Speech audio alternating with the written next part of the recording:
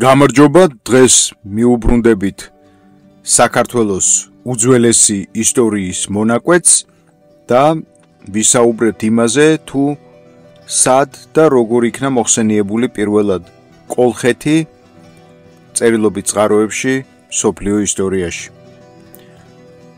ზოგადად, როდესაც კოლხეთზე ვსაუბრობთ, პირველ რიგში ჩვენ გვახსენდება და ვსაუბრობთ ბერძნულ მითებზე, არგონავტებსა და გმირებზე. მაგრამ კოლხები პირველად ბერძენ პოეტებთან თუ ისტორიკოსებთან არ მოიხსენიება. არამედ ბევრად ადრე, ძველი შუამდინარეთის წარწერებში, კერძოდ ძლევამოსილი ასურელი მეფის თუქულთი-ნინურტა პირველის ხანაში, რომელიც მართავდა ასურეთის იმპერიას ძველი წელთაღრიცხვის 1253-1207 წლებში, ანუ მე-13 საუკუნეში.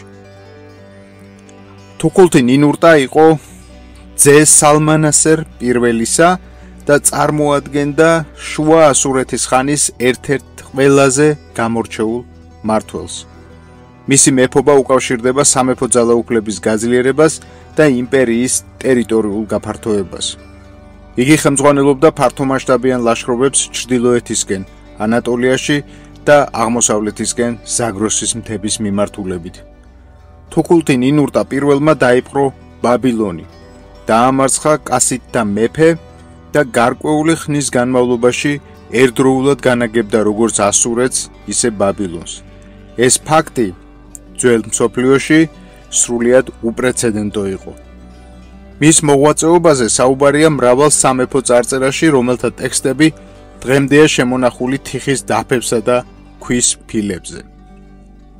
ეს უძველესი წარწერები დღეს დაცულია მსოფლიოს უდიდეს მუზეუმებში, მათ შორის ბრიტანეთის მუზეუმსა და სტამბოლის არქეოლოგიურ მუზეუმში. თუქულთი-ნინურტას ერთ-ერთი წარწერა, რომელიც ცნობილია დიდი წარწერის სახელწოდებით, აღწერს შთამბეჭდავ ლაშქრობას.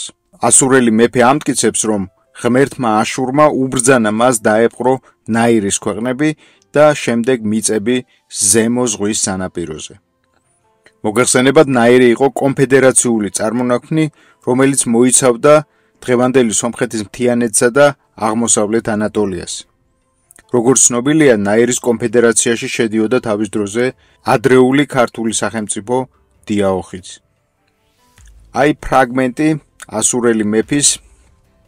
ფრაგმენტი თუქულთი-ნინურტა პირველის ეგრეთ წოდებული დიდი წარწერიდან. ციტატის დასაწყისი. როცა აშურმა, ჩემმა უფალმა, მიბრძანა წავსულიყავი ნაირის ქვეყნებში და მიწებზე ზემო ზღვის სანაპიროზე, მე დავატეხე მათ ჩემს იარაღთა რისხვა.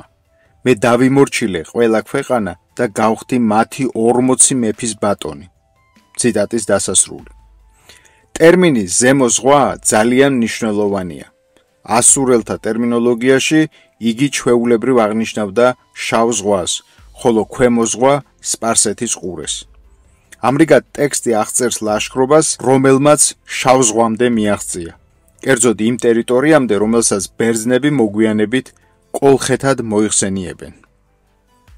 პირველი მკვლევარი, ვინც ასურელი მეფის წარწერის ეს ფრაგმენტი კოლხეთთან დააკავშირა, იყო ქართველი მეცნიერი გიორგი მელიქიშვილი. 1959 წელს თბილისში რუსულ ენაზე გამოცემულ თავის ფუნდამენტურ ნაშრომში ძველი საქართველოს ისტორიის საკითხები, მელიქიშვილმა დაასაბუთა, რომ თუქულთი-ნინურტას ლაშქრობა შავი ზღვის სანაპირომდე მივიდა და ფრაზა მიწების ზემო ზღვის სანაპიროზე სწორედ იმ ტერიტორიას აღნიშნავს, რომელიც შემდგომში კოლხეთად იქნა ცნობილი. მელიქიშვილის აზრით, ასურელი მეფის ეს წარწერა წარმოადგენს კოლხეთის ყველაზე ადრეულ მოხსენიებას, რომელიც ბერძნულ წყაროებს მინიმუმ 500 წლით უსწრებს. მელიქიშვილი ამ დასკვნას რამდენიმე არგუმენტზე აფუძნებდა.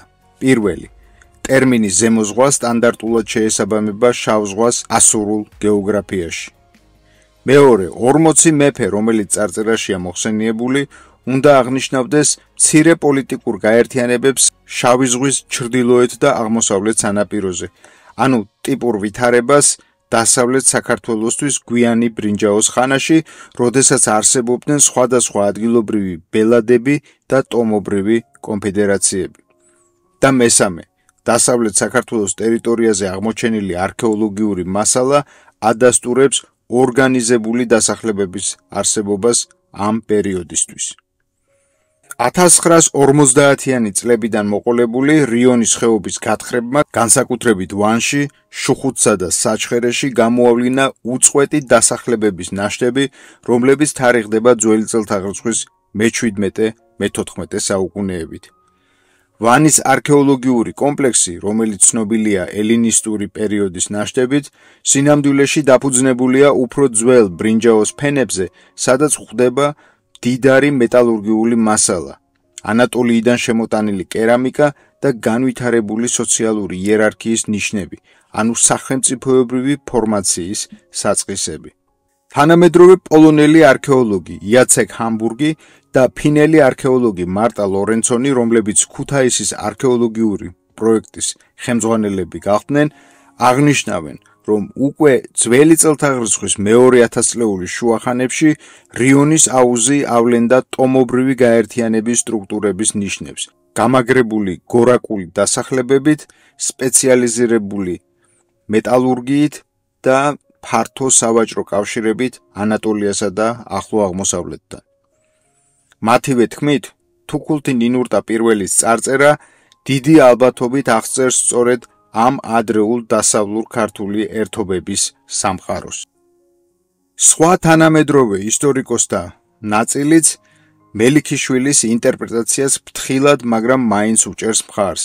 მაგალითად, ბრიტანელი ისტორიკოსი დონალდ რეიფილდი ლონდონის სამეფო კოლეჯიდან წერს, ციტატის დასაწყისი: პირველი უცხოური მოხსენიება, რომელიც დიდი ალბათობით კოლხეთთან შეიძლება დავაკავშიროთ, თუქულთი ნინურტა პირველის ეპოქაში გვხვდება, რომლის ანალებშიც საუბარია 40 მეფეზე ზემო ზღვის ნაპირებზე.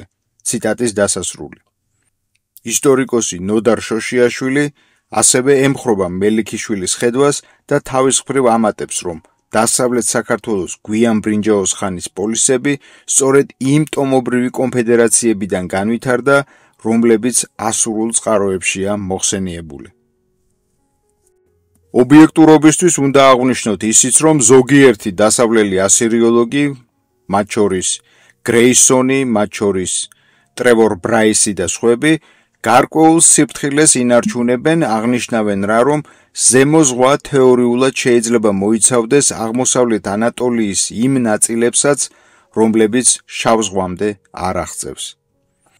თუმცა კიდევ ერთხელ რომ გავუსვათ ხაზი, დასავლეთ ქართული არქეოლოგიური სინქრონიზაცია ძალიან ამყარებს მელიქიშვილის ზემოთ დასახელებულ ჰიპოთეზას. ყველა ამ ჩამოთვლილი მონაცემების შეჯამების საფუძველზე ქართველი და პოლონელი არქეოლოგების უმეტესობა დღეს მიიჩნევს, რომ პროტოკოლხური პოლიტიკური სტრუქტურები, ისტორიული კოლხეთის სამეფოს წინამორბედები ჩამოყალიბდნენ ძველი წელთაღრიცხვის 1700-1500 წლებში, ანუ მე-17-მე-15 საუკუნეებში. ეს სავარაუდოდ იყო რეგიონული კონფედერაციები რიონის, ანუ ფაზისის აუზში, რომლებიც ინარჩუნებდნენ სავაჭრო კავშირებს ანატოლიასა და მესოპოტამიასთან. ამავე მოსაზრების თანახმად, ძველი წელთაღრიცხვის მე-12 საუკუნისთვის კი ეს სისტემა იქცა იმ სახელმწიფოდ, რომელსაც უკვე შეიძლება ვუწოდოთ ადრეული კოლხეთის სამეფო და ეს ყველაფერი ხდება ბერძნულ კოლონიზაციამდე ბევრად ადრე. ამდენად, მეგობრებო, კოლხეთის ფესვები ბევრად უფრო ღრმაა, ვიდრე ამას თუნდაც ძველბერძნული მითები გვთავაზობს. 3000 წელზე მეტი ხნის წინ ასურეთის მეფე თუქულთი ნინურტა პირველმა ქვის ფილებზე ამოკვეთა თავისი გამარჯვება ზემო ზღვის ნაპირების 40 მეფის წინააღმდეგ. ეს სიტყვები, როგორც განსაზღვრა თავის დროზე გიორგი მელიქიშვილმა, წარმოადგენს კოლხეთის პირველ წერილობით მოხსენიებას მსოფლიო ისტორიაში. თუ თქვენთვის საინტერესო იყო დღევანდელი გადაცემა, მოიწონეთ ვიდეო, დატოვეთ თქვენი კომენტარი და გამოიწერეთ არხი. მე კი ამით გემშვიდობებით, დიდი მადლობა, შევხვდებით მომავალ გადაცემაში.